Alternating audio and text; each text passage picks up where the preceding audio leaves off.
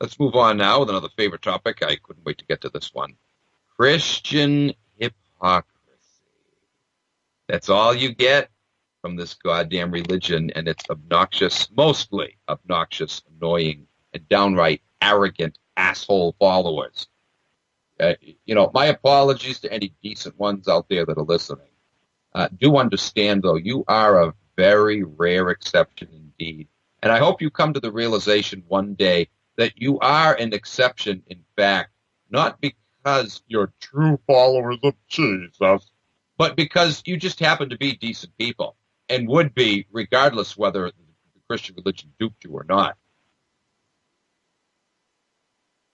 I look at my mother. My mother was a decent person long before she ever got involved in Christianity. Well, I mean, she was raised Catholic, but long before she ever got involved in,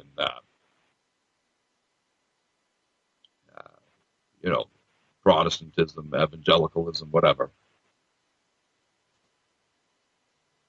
Over the years, we bounced around to quite a few different denominations. Got into, Pentecostal movement. I remember back in the 70s, my mother was into Catherine Kuhlman and Billy Graham, went through the whole gamut. But one by one,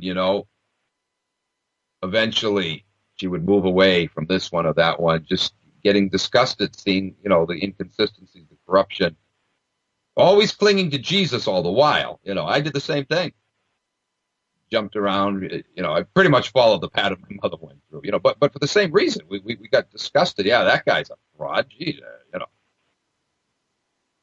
And eventually you realize they're all full of shit. Even though my mother clung to the Bible to her dying day, she realized that organized religion was a fraud. She was done with it since, the mid-'80s or so.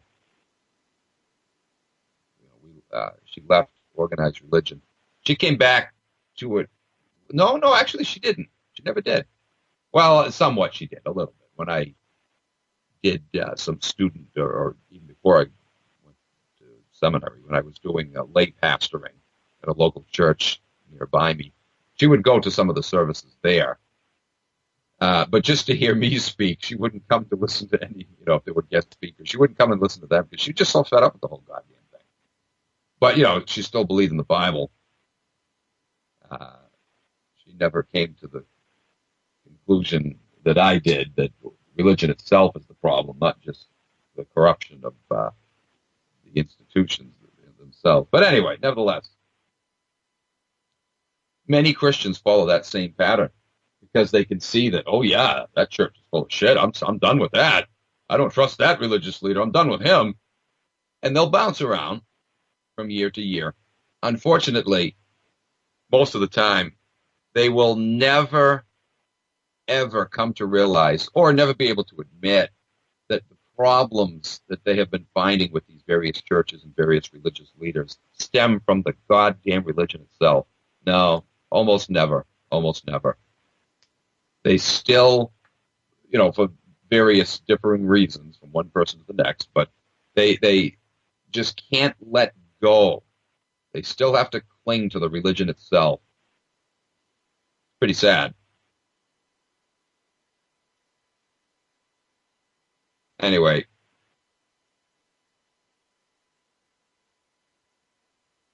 let's get into this next topic of discussion here. Most Christians pride themselves in thinking that their religion is the only true one, and that they have the highest moral standards of any other faith or creed. They also believe that it's their mission in life to set a good example by letting their supposed light shine to the rest of the world to win them for Jesus. All too often, though, guys, they're not shining any light. All they're shining is darkness. Is there any basis to their pride in their religion, to their claims of originality, superiority? No basis at all to these claims. In fact,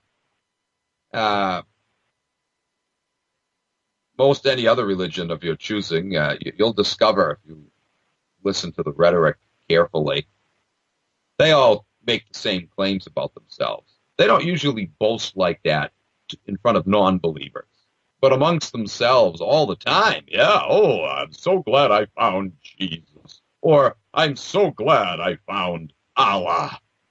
We have the one true religion. All the other religions are false. They're pagan. They're heathen. Blah, blah, blah, blah, blah, blah, blah. They all do it.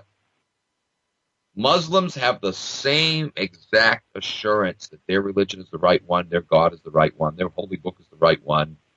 And they'll point out all the problems and inconsistencies of, the Christian holy book. And they're right. Oh, they have some great stuff. I visited several Muslim sites, and they brought out some things that I hadn't even noticed before. Oh, shit, that's a good point, And all the while, if you want to see the problems in the Quran, go to some Christian websites. There's some great Christian websites that expose problems in the Quran. Both sides do a brilliant and highly commendable job at exposing the fallacies of each other's holy books. But of course, neither side will ever look at what the other side is saying about their own holy book to see that the same criticisms they're launching against the other religion also applies to theirs. It's kind of comical, actually. I used to go into chat rooms on Hell Talk where Christians and Muslims would debate each other. I used to do so years ago as a Bible dude, And somehow I would just ignore what the Muslims were saying. I'd only pay attention to what the Christians were saying, and I would cheer them on. And when the Muslims came to the mic, I would either tune them out or I'd go in the other room and grab a snack and come back. Just pay attention to what the Christians were saying. And I would chime in once in a while with my comments. What a dumb fucking ass. If I ever stopped to listen to what the other side was saying, maybe I might have realized that, holy shit, they've got some pretty goddamn good points too. Both sides are making great points. You would think that they would listen to one another and finally come to realize, hey, you know what? We've all been duped by our holy books. We've all been duped by our religious leaders. We've all been duped by our religions. They're both full of shit. But good luck. You're not going to see that happen. Very often, debates like that get heated. They both want to, fucking shove a sword up each other's asses or burn each other at the stake. You see how, you see what religion does to people, guys? Ultimately, it turns you into ravenous beasts, tearing away at each other's flesh. And you know who laughs the loudest about this. In fact, the only ones who laugh about it. Nobody else is laughing. Those in the know who recognize that, both of those religions are full of shit. You got a tear in your eye. It's so pathetic. And, of course, the ones who are doing the fighting, they're not laughing. They're angry. They're full of hatred. They talk about love, and yet they want to kill each other off. Look at the Crusades. Oh, the tribe loved the Crusades. They invented both of those branch religions, branched right off of theirs. And they would use their differences to pin them against each other. If Christians happened to be the ones that were working for them at that time and the Muslims were going against them, I'd sick the Christians on the Muslims, or vice versa. Okay, this time the Muslims are more on our side and the Christians are more of a problem for us, so we'll sick the Muslims on them. Back and forth, this went on for centuries. In fact, it's still going on today, isn't it? They happen to be turning Christians against Muslims today. Muslims are a big problem for them. Hence, the war on terror. They're having a field day, you goyim schmucks, with your ignorance, with your blind adherence to your bullshit Jewish branch religions. Snap out of it. Look how much they're toying with you, God damn it.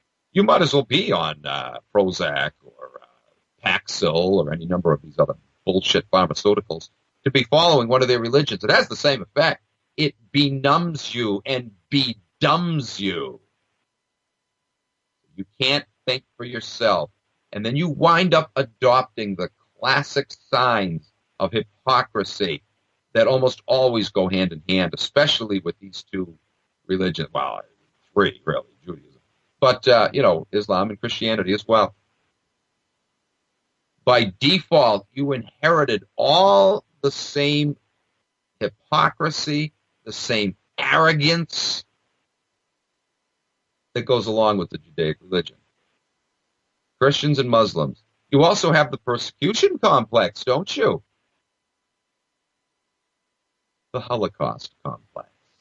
That you're always victims, when in fact you've been nothing but victimizers all through your history. Look at the history of Islam. Conversion by the sword. You got to love the hypocrisy of it. It's been a curse to this world, hasn't it? So was Christianity. How much conversion was done by the sword? Not just the Crusades. Look at the goddamn Inquisition. Believe what we tell you, accept it by faith, or, we're going to shove a cloth down your throat laced with metal wires, and then we're going to yank it out of your throat so it shreds the inside of your throat so you can't talk. And then we're going to tell you, confess, heretic. How can you confess when you're gurgling blood from your throat? You can't talk. Your throat's all swollen. That's what they would do, guys. All for the love of Jesus. Then they would take hot pincers and pull off your fingernails and your toenails. They would throw you in an Iron Maiden, which was designed to not penetrate any major organs, just to inflict maximum pain but not kill you. They would stretch you on the rack, tear your limbs apart. Oh, they were masters at it. Bury you up to your neck and then kick your head a few times, maybe several dozen times. But they were always ordered, don't kill the person. And if you can avoid it, don't shed blood. Or if you do shed blood, make sure it's not going to hit a major artery and cause death. They didn't want death. They wanted you to suffer horrifically. But they wanted you to live for another day so they could torture you some more tomorrow. That's fun. Drag it out. Eventually, we're most likely going to burn this person at the stake anyway, but let's see how much fun we can have in the meantime. Sick, twisted, demented, deranged, psychopathic, sadistic fucking pricks. That's what most Christians of the centuries have been. Look at your heritage, goddamn Christian nutbags. They would pluck eyeballs out. Did you ever read Fox's Book of Martyrs? Holy shit. You got to love it because that book was written by a Protestant to condemn the Catholic Church for their horrific abuses. But God fucking damn it, Protestants did the same thing. Nowhere near on the scale as Catholics, but that was only because they didn't have so many, European kings on board with them, supporting them and assisting them with these horrific tortures and executions. But they did it too. Oh, you bet your sweet ass they did. You have nothing to be proud of, Christian dupes. Another thing they would do is they would stick a hot, an iron pole into a fire until it got red hot. They would shove it up a victim's ass and cauterize their asshole. Oh, yeah. Oh, they were real creative, the motherfuckers. And then they'd watch you over the next, however long it took, a few days or whatever, watch you die because you couldn't expel your, oh, yeah. They do it to your gonads, too, you name it. All kinds of unbelievable, horrific, incomprehendibly inhuman fucking tortures. And Christian hypocrisy, guys. You think it's any different today? They might not be using the pincers and the hot iron rods on you, but, the verbal abuse that they inflict on you, it's the same idea. Hypocritical, hateful motherfuckers. Anyway, we got a caller. Welcome to the show, caller. Hey, Charles. Yeah, loving Christians. They're behind also right now the the invasion of all these different countries. They're not trying to stop the wars going on in the Middle East or the not trying to expose hardships. them as the fraud they are. They're willing participants. For Jesus. Oh, yeah. Yeah. Yeah, they don't want Europe to have any kind of borders or walls, but the Vatican's going to have, these massive walls and armed guards and everything. Yeah, of course, the hypocrisy runs very deep. What I wanted to bring up was the most famous Inquisition of them all. What's the one we've heard about, through all the comedy and through all the horror? The Spanish. Now, what's interesting about this is that it was probably the most humane. They actually, if you actually look at the documents, it's just dealt with expulsion for the most part. Yeah. Yeah. They were actually, people were trying to get into the Inquisition jails out of the regular ones because the conditions were much better. But you know why that was, don't you?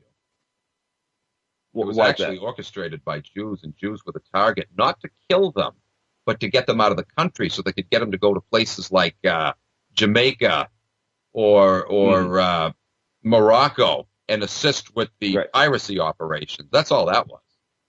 Yeah. So, well, the horror stories we get are because these Jews are basically kvetching, saying, "Oh, look how hard it was." After Ferdinand and Isabella came to power, we had to flee. We had to convert these evil Christians. That's one of the many bad things about Christianity was they thought Jews could be saved by converting to Christ. So that's where we get all these Marranos, the Conversos, the crypto Jews, who then would take over the church in a large part, in the following centuries. But the documentary I want to reference was The Myth of the Spanish Inquisition. And it compares the Inquisition that happened in Spain to the ones that were going on in all other parts of Europe. And it's so tame by comparison, but it's just so interesting that we get this image of the Spanish Inquisition being the most perfect thing imaginable. And there's even been some mainstream documentaries like on the History Channel and stuff that bring that out. Yeah. I haven't seen that, but just wanted to bring that up, that often what we're given as the best example of Christian horrors was actually just Jewish propaganda, kind of like the Holocaust propaganda, just because they were the ones who were the target of it. And if it was European women being crucified for being witches in other parts of Europe, that doesn't really matter. It's all we need to focus on is the suffering of those poor Jews, like Mel Brooks wanted to show us about, or they mentioned in the Monty Python, always just bringing up the Spanish Inquisition. Yeah. All right. Good show, Charles. Talk to you later. All right, buddy. Thanks, man. Good stuff.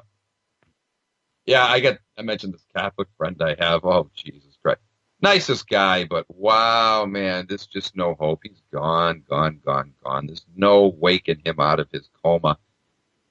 One constant theme he repeats from time to time is how, you can really see how corrupt the government is getting, and that means, any time now, any day, there's going to be persecution against Catholics, as there always has been through the centuries. Are you fucking kidding me?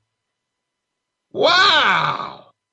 Any minute now, we're going to be persecuted, us poor Catholics. Jesus Christ, God fucking damn it.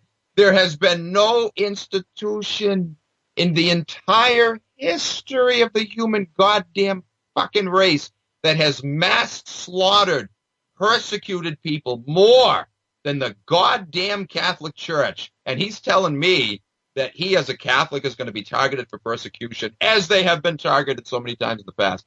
Wow! Oh, Jesus. You just broke the bullshit meter. It went so wild, it snapped. Holy Christ, man.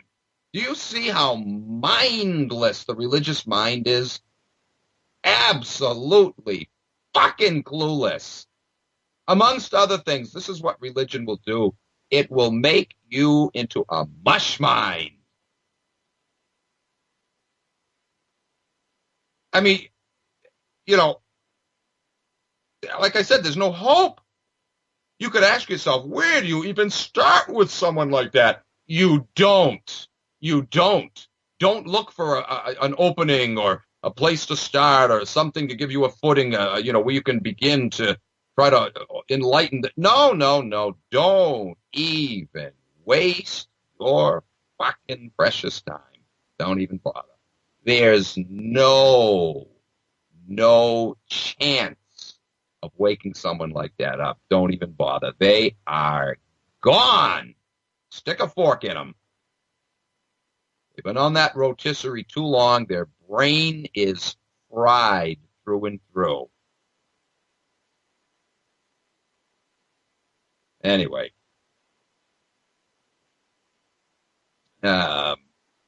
But, do Christians, as they would have you believe, have the highest moral standards? And are they doing any real light shining or good example setting? Really? I don't deny that there are sincere Christians out there that are setting good examples, but not for their religion. How can you set a good example for a religion that's done nothing but curse the earth with filth and corruption and war and bloodshed and psychopathic tortures and on and on and on? No. If they're setting a good example, it's only in their own personal behaviors that hopefully are rubbing off on other people and making them want to engage in good behavior themselves, but not to join this fucknut religion. It's so sad to see people who have the most sincerest, and it's not very common to see that, but when you do, in fact, run into a sincere Christian or a sincere Muslim who have, genuine sincerity about them, it's so sad to see them doing the right things, but for the wrong reason, They really have a desire to do what's right, but they're doing it to try to spread their religion. Oh, fuck! Do the right thing for the right reason, because it's right. Not because you want to please this fire-breathing bitch dragon in the sky and dupe more people with this fucking bullshit. You gotta swear when you talk about crap guys. You just gotta swear. All right, guys.